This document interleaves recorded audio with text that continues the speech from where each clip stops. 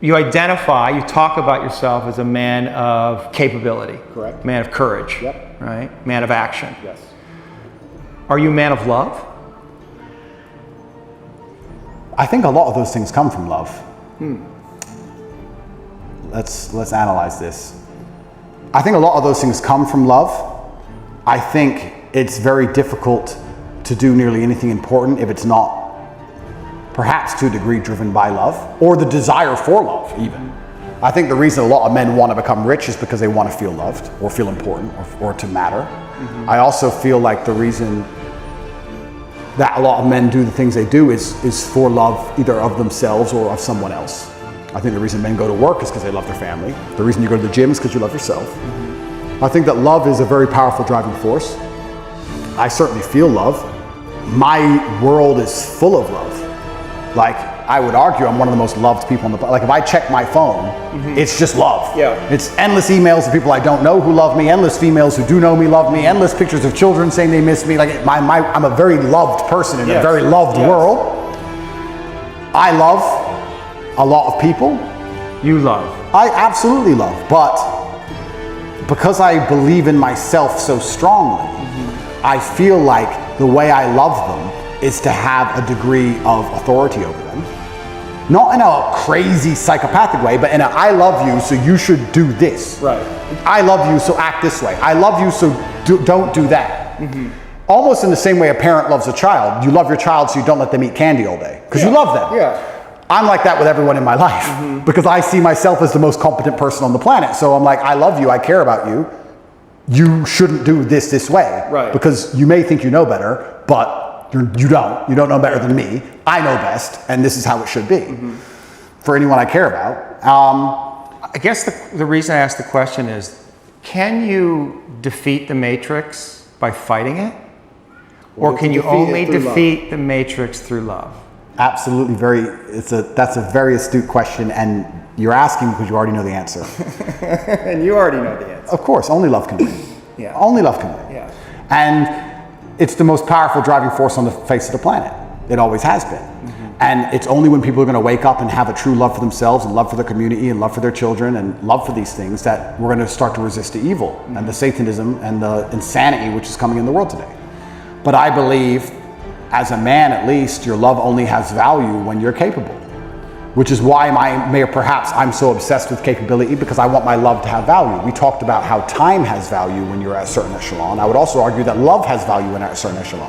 If I'm in love with a girl, she can get a lot more from that love than if a Joe Schmo's in love with her, right? So my love has value because I have value. So I have to build myself, and especially as a man, if you want to feel love, then you want to give love.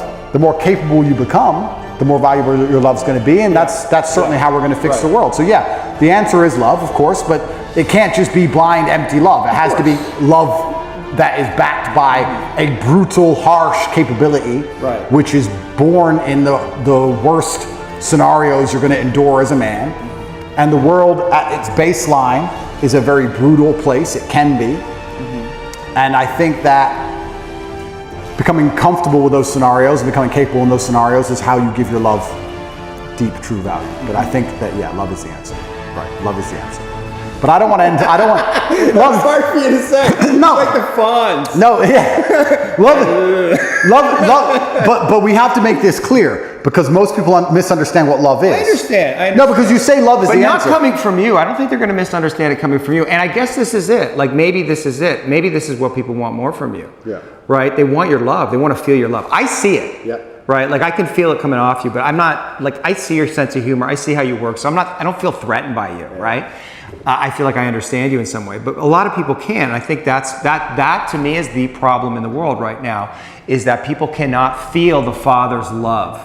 I agree with you. And if they could feel that, and also the firmness, also the direction, all the things you're talking about, the discipline, but if they can't feel the Father's love, I mean, that's God's love coming through. And the Father is the embodiment of God on earth. If they can't feel that love, then we're going to have a lot of fucking problems. But that's super interesting, because they've hijacked the word love now, and they've confused the word love with tolerance and a complete lack of boundaries. And they're saying, if you're a loving person, you accept all this garbage. No, I disagree with that. You just said a very important thing. You said Father's love.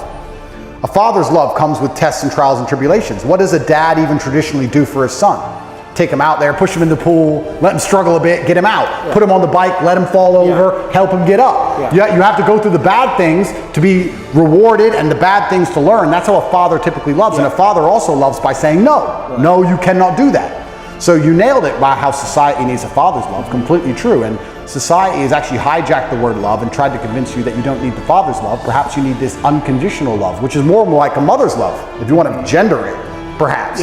So it's unconditional. You can act without honor, you can act without courage, you can act without discipline, and you'll be loved anyway just because you exist. I don't believe that for myself. I believe if I remove all my morality, I will not just be loved by default, not by my family, not by God, not by society. I don't believe that. And the people who do believe that, who think I should be loved just for existing, regardless of how I act and what I think, those are some of the most evil people on the planet. I truly believe. And they're also some of the most unsuccessful and unspectacular. And they're the people who are out here genuinely trying to change society in a direction which has never been tested, which I believe is going to lead down to the depths of hell, truly. I think it's evil. So yeah, I agree with you. Father's love is important, but love in and of itself has boundaries. Love is strict. Love is hard. Yes. Love is a hard emotion. Fierce. Love is fierce. Love is not an emotion of, oh, do whatever you want. It's the opposite. Love is, no, you have to do this. I believe love is a very hard, very strong emotion. And if I think of how, let's say I have two women, one I love, one I don't love, and I enjoy both of their company, I'm harder on the one I love. I expect more from her in terms of how she acts. I expect more from her in terms of how she speaks to me. I expect more from her in how she presents herself to the world. The more I love her, the more I expect of her, the more parameters I want to put on her in regards to how she should behave, because I love her. Love is a hard emotion. So yeah, love wins, but not in the way that people think love. They've hijacked the word love and convinced people that love means, oh, I tolerate everything. That's not love. I agree, and it goes back to this, what we're talking about with presence. I wonder, and I'm just having this thought now, that if we come all the way into presence, if we allow ourselves to be all the way here and feel everything that's here, that is actually the thing that we would feel, love. Like God, which is, you could say God is love. And maybe, that's the scariest thing. That's the edge. Because if we're fully surrendered to that, like we're in that flow state, that is the dissolution of the ego, letting go of all the things that we have, and we have to be in that place. And so maybe that to me is like, you know, if you want to defeat the Matrix, right? Like if you want to become Neo, I think that's what it is. Interesting. And what I will do, and I will take away from this conversation, is I definitely have moments of presence. I mean, I'm human. I do have like a couple minutes where I sit and just look around and go, you know, life's not all that bad, of course. But I will perhaps try and dedicate a little bit more time. Maybe I can I'll see if I can allocate 3 minutes instead of 2 towards presence and see how that makes me feel overall. It's interesting that you said when you're present, you feel love. I actually completely agree with that. I can't think of a time I've been present and felt anything other than gratefulness. Just to look around and go, you know what? Yeah. Everything's fine. In fact, even in jail that happened.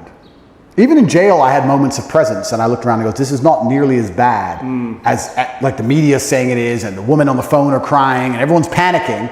You know what? I'm not in a trench. I'm probably not going to get blown up. If a fire started, could I get through that steel door? If anyone could, it's me. I'm not on a submarine in World War II. There's no depth charges. I'm not in a car crash. It's fine. Cup of tea. It's fine. I did have those moments, right? So when you come to a moment, when you come to a moment of presence, even in a terrible scenario, it often ends up love. You're right. And I certainly have felt them, and I certainly could do it. My rationale would be, my argument would be, does that make me more powerful? You're arguing it does, and maybe perhaps I need to try it. Whereas I would typically, up until this conversation, I would say, I don't have time for that. I have things to do. So that's where it all comes down to. And then it comes down to, like I said earlier, am I here as a human to enjoy my experience as a human and enjoy being in this vessel and have as much fun as possible and be as present as possible? Or am I here to make the biggest impact I can possibly make and build a legacy? And of course, probably like most things in life, the answer is somewhere in between the two. It's probably some balance. Perhaps I'm slightly out of balance, and that's why I am living the life I am. But I'm not unhappy with it. And if I was unhappy with it, it wouldn't change anything.